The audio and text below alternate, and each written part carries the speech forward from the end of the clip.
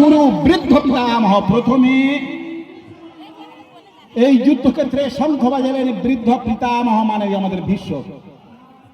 কি দেখলে গীতাতে, কি দেখলে যুদ্ধক্ষেত্রে, কুরুক্ষেত্রের যুদ্ধে কি দেখলে? প্রথম যুদ্ধ শুরু করলো কিন্তু ভীষ্ম। ওই শঙ্খটা ভোঁ করে বাজানো মানে আমি যুদ্ধে শুরু, মানে আমি রেডি। কিন্তু পাণ্ডুকু চুপ করে আছে। তোমাদের এইটুকু জানলেই হয়ে যাবে, এই আমি যেটা এখন বলছি। বিশ্বযুদ্ধ শুরু করলেন, কিন্তু এ পক্ষে কেউ শঙ্খ বাজাচ্ছে না। ভীষ্ম, দ্রোণ, কর্ণ, কৃপ সবাই শঙ্খ বাজাচ্ছে, আমরা তৈরি, আমরা তৈরি, আমরা রেডি রেডি রেডি। এ পক্ষ বাজাচ্ছে না, চুপচাপ আছে। এবার কি হলো? এক পক্ষ শঙ্খ বাজাচ্ছে, বলছে আমরা রেডি, যুদ্ধের জন্য রেডি। আর এক পক্ষ চুপ করে আছে, তারা করছে না কেন? এখানে মাথার উপরে আছে তো যুধিষ্ঠির, চুপচাপ আছে, কেউ শঙ্খ বাজাতে পারছে না। ততসেতৈর্হৈর্যুক্তে মহতি সম্মানে স্থিত মাধব পাণ্ডবস্যৈব দিব্যৌ শঙ্খৌ প্রদমতু। লক্ষ্য রাখো, প্রথম শঙ্খ বাজালেন মাধব, মানে ভগবান শ্রীহরি, ভগবান কৃষ্ণ। এইটা বুঝলেই তোমাদের গীতা সম্যক বোঝা হয়ে যাবে। এক পক্ষ যখন দাম্ভিক দুর্যোধন বা তদীয় পক্ষ বাজাচ্ছে, তীর ধনুক ছোঁয়ার জন্য রেডি, পাণ্ডু পক্ষ বাজাচ্ছে কেন? যুধিষ্ঠিরের ইচ্ছা হচ্ছে যুদ্ধ যদি শুরু করতে হয় কৃষ্ণ শুরু করবে, আমি শুরু করব না। আর কৃষ্ণ যে যুদ্ধ শুরু করবে সে যুদ্ধে কখনো হার হতেই পারে না। আমার বলার উদ্দেশ্য, তাহলে তাকিয়ে দেখছো যুধিষ্ঠিরের কতটা কৃষ্ণের প্রতি আনুগত্য। একটা মহাযুদ্ধক্ষেত্র, রেডি হয়ে সবাই তীর ধনুক নিয়ে, এক পক্ষ ঢেই ঢেই করে নাচছে, শঙ্খ বাজিয়ে বলে ছুড়বো ছুড়বো ছুড়বো। এ পক্ষ চুপ করে আছে, বলছে না না। কেন? বলে শুরু করতে হলে কৃষ্ণ করবে। লক্ষ্য রাখো শ্লোক ওখানে, তত সেতৈর্হৈর্যুক্তে মহতি সম্মানে স্থিত মাধব পাণ্ডবস্যৈব দিব্যৌ শঙ্খৌ প্রদদমতু পাঞ্চজন্যং ঋষিকেশ। ওই পক্ষের যুদ্ধে যিনি সাক্ষ্য বাজিয়েছিলেন তিনি হচ্ছেন ঋষিকেশ কৃষ্ণ। তার পাঞ্চজন্য শঙ্খ বাজিয়ে প্রথম যুদ্ধে শুরু করেছিলেন। যুধিষ্ঠিরের আনুগত্যটা একবার ভাবো, অর্জুনের শরণাগতি একবার ভাবো, আর কৃষ্ণের বাধ্য হয়ে শঙ্খ বাজানোটা একবার ভাবো। কৃষ্ণ দেখলো উপায় নেই, এরা আমাকে ছেড়ে যাবেই না, তা নে বাবা আমি শুরু করে দিই। আর কৃষ্ণ যখন শুরু করছে তোমরা বুঝতেই পারছো শেষটা কি হবে। এটা ভগবান কৃষ্ণ জানিয়েছিলেন যে শেষটা কি হবে তো জানি, সুতরাং আমি শুরু করে দিই। এই শরণাগতি হচ্ছে কৃষ্ণ প্রাপ্তির যুদ্ধে জয়। জীবন যুদ্ধে, কুরুক্ষেত্রের যুদ্ধ মানে তোমরা যে কর্মক্ষেত্রে আছো গো, কর্মক্ষেত্রে যুদ্ধ জয়ের একমাত্র উপায় হচ্ছে কৃষ্ণকে আশ্রয়, গীতাকে আশ্রয়। তোমরা কোথাও দেখেছো গীতাতে বলা আছে যে হ্যাঁ এই তিলক ধারণ করতে হবে, 32টা মালা করতে হবে, এই হবিষ্যি খেতে হবে, এই একদম চিচি করে না খেয়ে থাকতে হবে, বা গপ গপ গপ গপ করে খেতে হবে?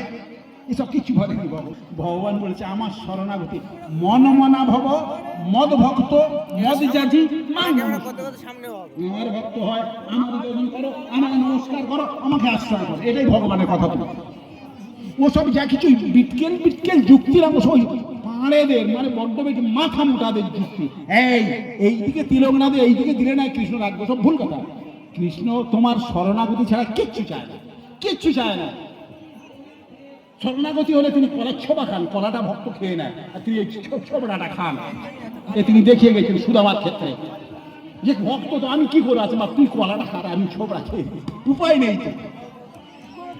মিশ্রের ক্ষেত্রে তিনি দেখিয়ে গেছেন, অনন্তবার তিনি দেখি। তাই তোমাদের শরণাগতি আমি বারবার বলছি না, তোমরা মনটা এদিকে দাও, তোমরা আমরা এখন চলে যাবো সাংঘাতিক। প্রথম অর্জুন বিষাদ যোগ হলো কেন না, অর্জুনের বিষাদ এসে গেল কি করে যুদ্ধ করবো, আমি মারবো। এই অর্জুনের আমিত্বটা নাশ। তোমরা বুঝতে যে বিষাদ যোগ কেন হলো বাবা?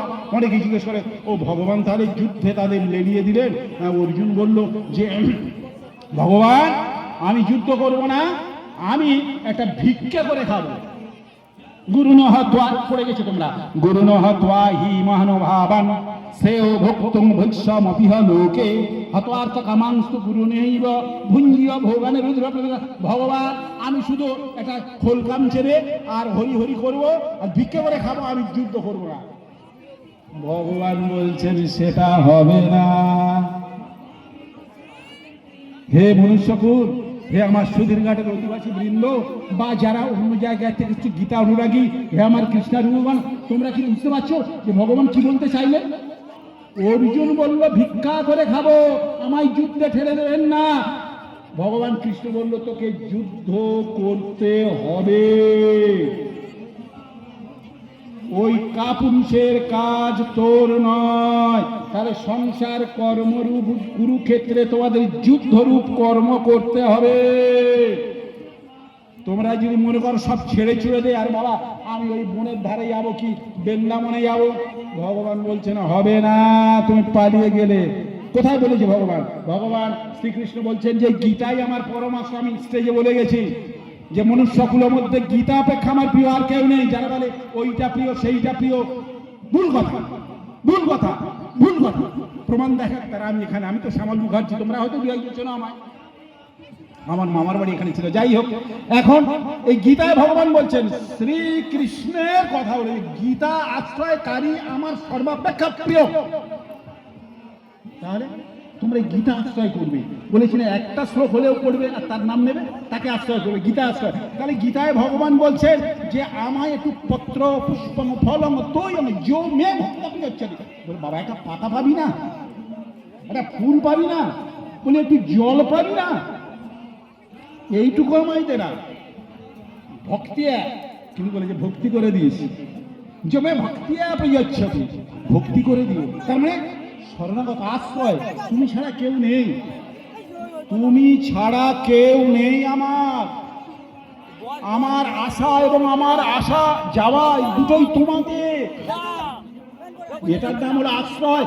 অর্জুন এই আশ্রয় এটা নিতে পারেনি, আমিত্ব রেখেছিল, তাই ভগবান তাকে বুঝিয়ে দিলেন যে এই বিষাদ এসছে, বিষাদ আমি কাটাবো।